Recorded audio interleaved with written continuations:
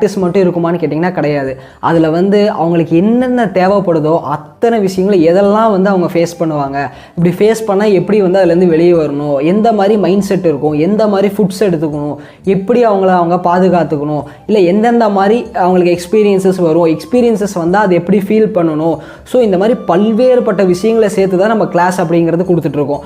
So அந்த மாதிரி தான் இருக்கணுமே தவிர, ஏன்னா இதெல்லாம் நம்ம எக்ஸ்பீரியன்ஸ் பண்ணி ஒவ்வொருத்தரையும் கடந்து வந்தனால நான் என்னென்னலாம் வந்து இஷ்யூஸ் ஃபேஸ் பண்ணணும் அது வந்து யாருக்கும் இருக்கக்கூடாது அப்படிங்கிறதுக்காக இந்த மாதிரி ஒரு பிளான் அப்படிங்கிறது நம்ம பண்ணி இப்படி போயிட்டு இருக்குது.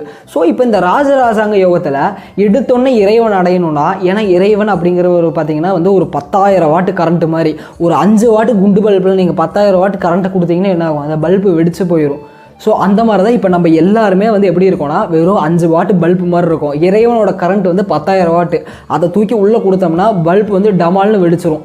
அதனால வந்து இப்போ